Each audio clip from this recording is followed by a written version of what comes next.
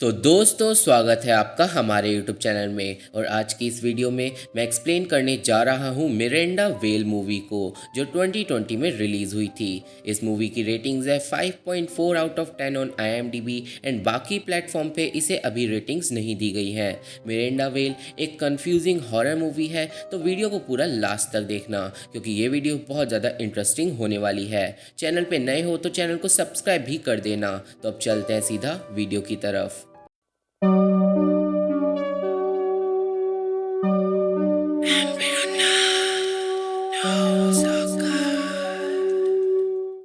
तो मूवी शुरू होती है और हमें एक रेगिस्तान के बीचों बीच में एक कॉटेज को दिखाया जाता है, जिसके अंदर होता है सोरेन नाम का एक सीरियल किलर, और वो एक लड़की को किडनैप करके उसे मारने के लिए लेके आया था। अब सोरेन उस लड़की का गला काटने की कोशिश करता है, पर वो उसे नहीं मार पाता। और हमें इस सीन में पता चलता है कि सोरेन ने अभी तक किसी को भी नहीं मारा है। और तो और सोरेन को उसके दिमाग में एक आवाज़ सुनाई देती है जो उसे लड़कियों को मारने के लिए बोलती है, और इसका मतलब सोरेन उस आवाज़ के कहने पे ही लोगों को मारना चाहता है। अब सोरेन उस आवाज़ को बोलता है कि उसे वो लड़की स्पेशल नहीं लग रही, और वो अपने पहले मर्डर को एक मेमोरेबल मर्डर बनाना चाहता है। और फिर वो आवाज़ सोरेन का मजाक उड़ाने लगती है, पर सोरेन उस लड़की को बिना हार्म करे ही वापस छोड़ आता है। अब हमें बॉस्टन कैलिफोर्निया का सीन दिखाते हैं, जहां हमें मिरेंडा नाम की एक लड़की को दिखाया जाता है जो अपने दोस्तों के साथ पार्टी कर रही होती है, जिनका नाम होता है ओलिविया और केली। और हमें पता चलता है कि मिरेंडा आज 21 साल की हो गई है। अब नेक्स्ट डे मिरेंडा अपने घर में अपनी फैमिली के साथ होती है, पर तभी हमें सोरेन को मिरेंडा के घर के आगे दिखाते हैं, और सोरेन के पास एक लंबी लड़कियों की लिस्ट होती है जिसमें अगला नंबर मिरेंडा का ही था। अब रात के टाइम जब मिरेंडा घर जा रही होती है तो रास्ते में उसे सोरेन मिलता है, और क्योंकि मिरेंडा नशे में होती है तो वो सोरेन से पंगे लेने लगती है। अब नेक्स्ट डे पूरा दिन सोरेन मिरेंडा को स्टॉक करता है, और रात के टाइम मिरेंडा फिर से सोरेन के रास्ते में आ जाती है, और उसे याद आता है कि वो सोरेन से कल रात भी मिली थी। अब मिरेंडा सोरेन से बात करने लगती है, पर तभी सोरेन उसे एक इंजेक्शन लगा के बेहोश कर देता है और उसे किडनैप करके अपने साथ ले जाता है। अब सोरेन मिरेंडा को उसी कॉटेज में लेके आता है और उसके हाथों को बांध देता है। अब नेक्स्ट डे मिरेंडा को होश आता है और वो चिल्लाने लगती है, और सोरेन उसे शांत करता है और बोलता है कि चिल्लाओ मत, मैं तुम्हें कुछ दिन टॉर्चर करूँगा और फिर मार डालूंगा। और अब मिरेंडा डरने लगती है।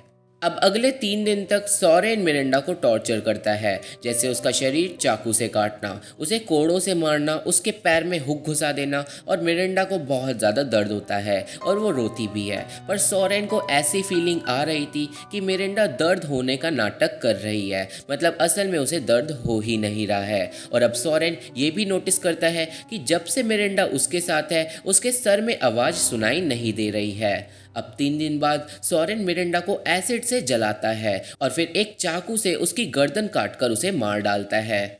अब मिरेंडा के मरने के बाद सोरेन हंसने लगता है और वो आवाज़ फिर से उसे सुनाई देने लगती है, और अब सोरेन को लगता है कि फाइनली उसने अपना पहला विक्टिम मार ही डाला। पर तभी मिरेंडा उठकर खड़ी हो जाती है और उसके सारे घाव भी भरे हुए होते हैं, और मिरेंडा और सोरेन दोनों ही चौंक जाते हैं। अब मिरेंडा बोलती है कि क्या मैं मर चुकी हूँ, पर तभी सोरेन घबराकर मिरेंडा के सर में एक कुल्हाड़ी मार देता है और मिरेंडा फिर से मर जाती है। अब सोरेन सोचता है कि वो सब एक सपना था, पर तभी मिरेंडा फिर से उठकर खड़ी हो जाती है और वो दोनों फिर से चौंक जाते हैं। अब सोरेन एक चाकू को मिरेंडा के सर में घुसाकर उसे फिर से मार डालता है, पर मिरेंडा फिर से जाग जाती है। अब मिरेंडा सोरेन को रोक देती है और सोरेन डरकर कॉटेज से बाहर चले जाता है। अब सोरेन को लगता है कि मिरेंडा मर चुकी है और वो पागल हो चुका है, पर मिरेंडा बाहर आती है और सोरेन पे चिल्लाती है कि तुमने मुझे 3 बार मारा, पर फिर भी मैं अभी तक जिंदा कैसे हूँ। और सोरेन को ये बात कुछ समझ नहीं आती और मिरेंडा भी बहुत ज़्यादा कंफ्यूज होती है। अब सोरेन एक बहुत ही खतरनाक जहर का इंजेक्शन मिरेंडा को लगाता है, और इस बार मिरेंडा बड़े ही प्यार से मरने के लिए रेडी होती है। पर जब मिरेंडा जहर से मर जाती है वो अगले ही पल जिंदा हो जाती है, और अब ये बात साफ हो गई थी कि मिरेंडा मर नहीं सकती। अब वो दोनों फैसला करते हैं कि सोरेन मिरेंडा को वापस घर छोड़ के आएगा, और मिरेंडा सोरेन को जब तक नहीं छोड़ेगी जब तक उसे ये नहीं पता चल जाता कि वो इमॉर्टल कैसे है। अब वो दोनों घर के रास्ते में होते हैं और वो एक गैस स्टेशन पे रुकते हैं, जहाँ पे वो एक आदमी से जिसने रैबिट की कॉस्ट्यूम पहनी हुई होती है ये पूछते हैं कि क्या वो मिरिंडा को देख सकता है। और रैबिट मैन बोलता है कि हाँ, मैं मिरिंडा को देख सकता हूँ, और इसका मतलब मिरिंडा एक घोस्ट नहीं है। अब सोरेन गाड़ी में पेट्रोल भरने चले जाता है और मिरिंडा रैबिट मैन से बात करती है, और अब हमें स्टोरी का टाइटल बड़ा बड़ा द रैबिट दिखाया जाता है। अब मिरिंडा रैबिट मैन से पूछती है कि वो ये कॉस्ट्यूम क्यों पहनता है, और वो रैबिट मैन बताता है कि ये कॉस्ट्यूम उसके डैड की है और वो इसे हमेशा पहनकर रखते थे, और उन्हें ये लगता था कि ये कॉस्ट्यूम उन्हें मरने नहीं देगी। बट जब उसके डैड मर गए तो उसने ये कॉस्ट्यूम अपने डैड की याद में पहन ली, और वो कभी भी इस कॉस्ट्यूम को नहीं उतारता। अब रैबिट और मिरिंडा काफ़ी डीप बातें करते हैं, और फिर सोरेन वहाँ से आकर मिरिंडा को अपने साथ ले जाता है। पर जैसे ही मिरिंडा वहाँ से जाती है वो रैबिट मैन अपनी कॉस्ट्यूम उतारता है और वो अचानक ही मर जाता है और सीन कट हो जाता है। अब अगले सीन में सोरेन मिरिंडा को बताता है कि मिरिंडा वो पहली थी जिसे उसने मारा था, और वो ये भी बताता है कि उसे एक आवाज़ उसके सर में सुनाई देती है जो उसे मर्डर करने को कहती है। और ये बात सुनकर मिरिंडा बोलती है कि उसे लोगों को मारने की नहीं, एक डॉक्टर की ज़रूरत है, और फिर वो दोनों लड़ने लगते हैं। अब सोरेन कार से बाहर निकल के जाने लगता है और मिरिंडा उसका पीछा करती है, और अब वो दोनों लड़ रहे होते हैं। पर तभी एक आदमी जिसके पास एक स्टफ्ड फॉक्स होती है वो वहाँ पे आ जाता है, और अब हमें स्टोरी का टाइटल द फॉक्स दिखाया जाता है।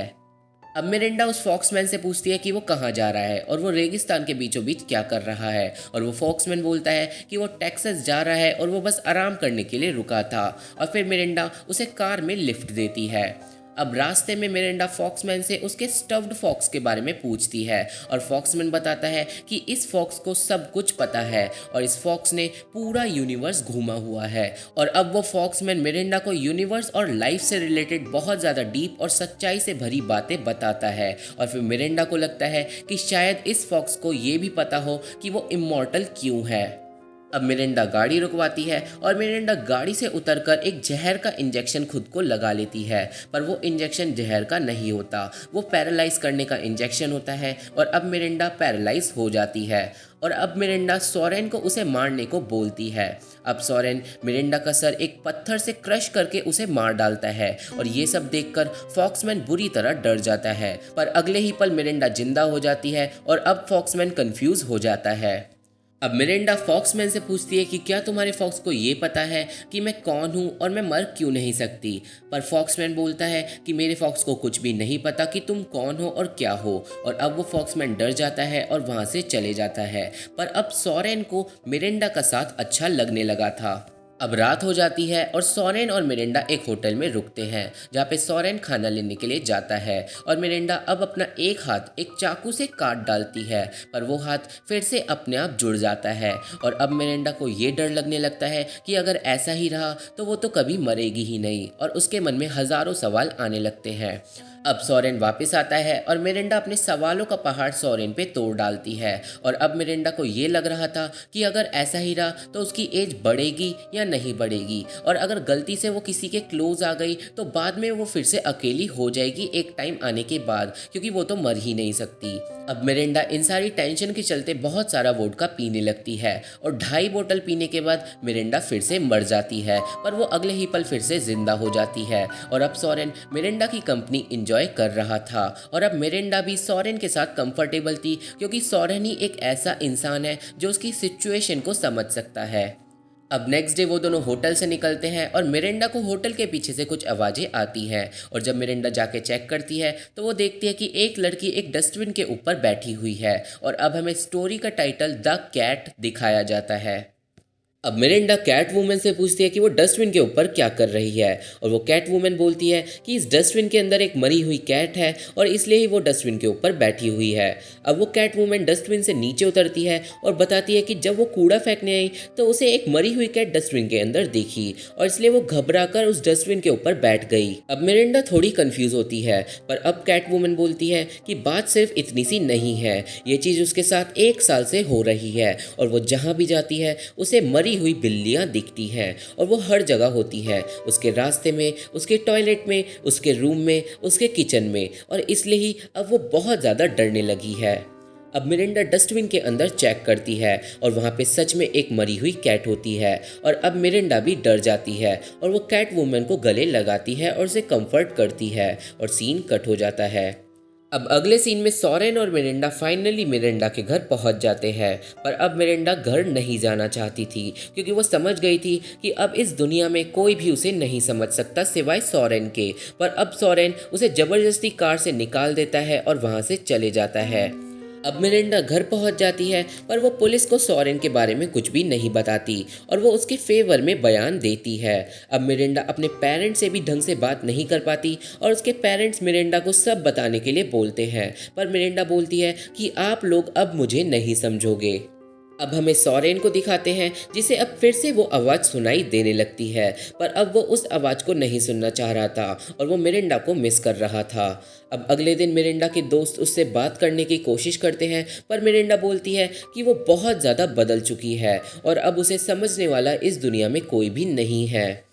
अब रात के टाइम मिरिंडा बाथटब में डूबकर सुसाइड कर लेती है पर वो फिर से जिंदा हो जाती है और अब उसे कुछ समझ नहीं आता कि वो क्या करे और इसलिए अगले दिन वो अपना गला अपने पेरेंट्स के सामने ही काट डालती है। मिरिंडा के पेरेंट्स ये सब देख के डर जाते हैं पर अगले ही पल मिरिंडा जिंदा हो जाती है और अब मिरिंडा बोलती है कि क्या अब आपको कुछ समझ आ रहा है। पर तभी मिरिंडा के पेरेंट्स के चेहरे फेड होने लगते हैं और मिरिंडा ये सब देखकर डर जाती है और वो अपने घर से भाग जाती है। अब सोरेन को दिखाते हैं जो उस आवाज़ को मना कर रहा था कि वो अब किसी को भी नहीं मारेगा पर वो आवाज़ अब उसे सुसाइड करने को बोलती है। अब मिरिंडा को दिखाते हैं जो सोरेन को ढूंढने के लिए निकल जाती है और पूरा दिन बीत जाता है पर उसे सोरेन नहीं मिलता। अब रात होती है और मिरिंडा आग जलाने की कोशिश करती है पर वो आग नहीं जला पाती। पर तभी एक अजीब सी एंटिटी उसके पास आकर बैठ जाती है। मिरिंडा उस एंटिटी से डर जाती है और वो पूछती है कि तुमने मुझे कैसे ढूंढा और तुम कौन हो। अब वो एंटिटी बताती है कि बहुत टाइम से वो मिरिंडा का पीछा कर रही थी और वो उससे बात करना चाहती थी और हमें पता चलता है कि जो हमने मूवी में रैबिट, फॉक्स और कैट देखे थे वो असल में ये अननोन एंटिटी ही थी जो मिरिंडा का पीछा कर रही थी। अब मिरिंडा उस एंटिटी के पास जाकर बैठ जाती है जो बताती है कि वो भी इमॉर्टल है और इस ब्रह्मांड में अकेली है और उसने पूरे यूनिवर्स को घूम लिया है पर उसे आज तक मिरिंडा जैसा कोई नहीं मिला। अब मिरिंडा पूछती है कि आखिर मैं क्या हूँ और वो एंटिटी बताती है कि इसका सही जवाब तो उस पर भी नहीं है। पर वो एंटिटी मिरिंडा को ये बोलती है कि तुम कभी भी नहीं मरोगी और अब तुम्हारी एज भी इस एज के आगे नहीं बढ़ेगी पर तुम्हारे दिमाग की क्षमता धीरे धीरे बढ़ती रहेगी और तुम भी इस यूनिवर्स के सारे राज्यों को देख पाओगी और तुम समय के साथ आगे बढ़ती रहोगी। अब मिरिंडा पूछती है कि क्या मैं तुमसे फिर कभी मिल पाऊंगी और वो एंटिटी बताती है कि हाँ, मैं तुमसे मिलने आती रहूंगी क्योंकि मेरे पास भी तुम्हारी तरह कोई भी बात करने के लिए नहीं है। इतनी बात करने के बाद मिरिंडा उस एंटिटी के पास जाकर सो जाती है और सीन कट हो जाता है। अब अगले दिन सुबह मिरिंडा सोकर उठती है और वो एंटिटी वहां से जा चुकी थी और अब एक हफ्ता बीत जाता है और मिरिंडा अभी भी सोरेन को ढूंढ रही थी और फाइनली अब मिरिंडा को सोरेन मिल जाता है और वो दोनों बहुत खुश होते हैं। अब सोरेन मिरिंडा को बताता है कि जब मिरिंडा उसके साथ होती है तो उसे उसके सर में आवाज़ सुनाई नहीं देती और अब मिरिंडा भी कन्फेस करती है और बताती है कि सिर्फ सोरेन ही वो इंसान है जो उसे समझ सकता है और फिर वो दोनों किस करते हैं और मूवी यहीं पे ख़त्म हो जाती है। तो ये थी एक्सप्लेनेशन मिरिंडा वेल मूवी की और अब मैं मूवी से रिलेटेड कुछ थ्योरीज की बात करना चाहूँगा ताकि ये मूवी हमें और अच्छे से समझ आ जाए। और इस पूरी मूवी को समझने के लिए सबसे ज़्यादा ज़रूरी है कि हम ये पता लगाएं कि आखिर वो एंटिटी कौन थी, कहाँ से आई थी और क्यों आई थी। तो उस एंटिटी के बारे में हमें मूवी के अंदर ज़्यादा इन्फॉर्मेशन नहीं मिली है पर मैं अपनी 2 थ्योरीज बताना चाहूँगा जो इस मूवी को समझने में मदद करेगी। और मेरे हिसाब से वो जो एंटिटी थी वो फ्यूचर से आई हुई मिरिंडा थी या फिर ये हो सकता है कि वो एंटिटी एक ऐसा इंसान था जिस पे मिरिंडा जैसी इमॉर्टल वाली पावर्स थी। और अब इन दोनों ही थ्योरी को हम समझने की कोशिश करेंगे। तो पहली थ्योरी की बात करें तो ये हो सकता है कि मिरिंडा पे क्योंकि इनफाइनाइट ब्रेन की कैपेसिटी है, तो हो सकता है कि फ्यूचर में आगे चल के मिरिंडा ने अपने 100% ब्रेन की कैपेसिटी यूज़ करना सीख ली। और आप लोग तो जानते ही हैं कि 100% ब्रेन से क्या क्या हो सकता है, और फिर इसलिए ही फ्यूचर से मिरिंडा अपनी मदद करने के लिए पास्ट में वापस आई। और इस थ्योरी को प्रूफ करने के लिए जो एविडेंस है वो ये है कि उस एंटिटी के एक लड़की जैसे हाथ थे, और उस एंटिटी की एक लड़की जैसी आवाज़ थी, और उसका बॉडी साइज भी बिल्कुल मिरिंडा जितना ही था।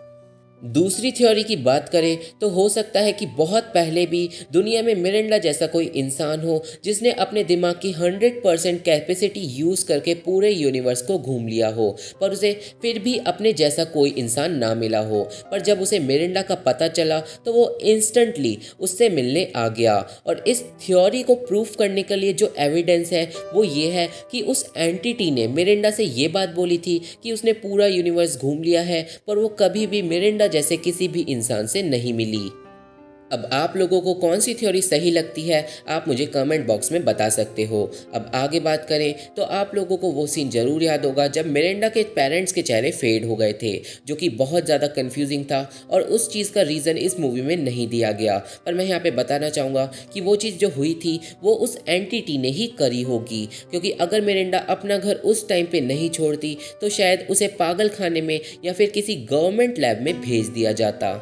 अब नेक्स्ट और लास्ट बात ये कि मिरिंडा की एज 21 ईयर्स से आगे क्यों नहीं बढ़ेगी, और इसका जवाब ये है कि मिरिंडा के अंदर जो इमॉर्टेलिटी की पावर है वो हमेशा से एक्टिव नहीं थी, पर वो उस दिन एक्टिव हो गई जिस दिन सोरेन ने उसे पहली बार मार डाला, और उसी दिन के बाद से मिरिंडा की एज रुक गई। और इसी के साथ मुझे आशा है कि आपको मिरिंडा वेल मूवी समझ आ गई होगी। मूवी से रिलेटेड कोई भी क्वेश्चन हो तो आप मुझे कमेंट बॉक्स में पूछ सकते हो। तो आज की वीडियो में बस इतना ही। वीडियो पसंद आए तो चैनल को सब्सक्राइब कर देना, वीडियो को लाइक एंड शेयर करना मत भूलना। Thank you, bye bye.